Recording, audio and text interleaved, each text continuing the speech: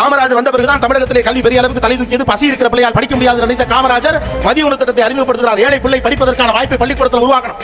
சாப்பாட்டுக்கு இல்லாத பிள்ளை எப்பறம் படிப்பான்னு சொல்லி யோசிச்சு அவர் அதுக்காக தான் கொண்டு வந்தார். எதுக்காக காமராஜர் ஐயாவோட ஆட்சியை தமிழ்நாட்டோட பொற்காலம்னு சொல்றாங்க.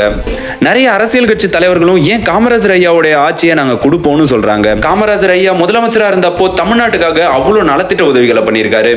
அவர் முதலமைச்சரா ஆன உடனே ராஜாஜி கொண்டு வந்த குலக்கல்வி திட்டத்தை அழிச்சிட்டு 13,000 ஸ்கூல்ஸை புதுசா கட்டி அதுல கல்வியை இலவசமா கொடுத்தாரு.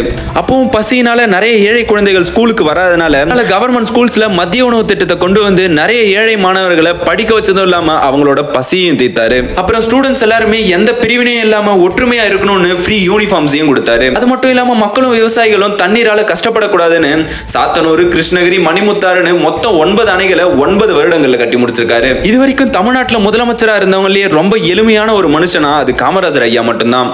அவரு மாதிரி எளிமையா இருந்த ஒரு முதலமைச்சரை நீங்க இது வரைக்கும் பார்த்திருக்கவே முடியாது. அவரோட குடும்ப வறுமையினால ஸ்கூலை டிராப் பண்ண மனுஷன் நிறைய ஏழை குழந்தைகளை படிக்க வச்சிருக்காரு. இதனாலதான் இவரை படிக்காத மேதைன்னு சொல்றாங்க. காமராஜர் ஐயாவோட பிறந்த நாளான இன்னைக்கு அவரை ரொம்பவே மரியாதையோட வணங்குறேன். காமராஜர் ஐயாவை பத்தின உங்களோட கருத்துக்களை மறக்காம கமெண்ட்ல சொல்லுங்க. இந்த மாதிரி இன்ஃபர்மேஷன்ஸ் தெரிஞ்சுக்க சேனலை மறக்காம சப்ஸ்கிரைப் பண்ணிக்கோங்க.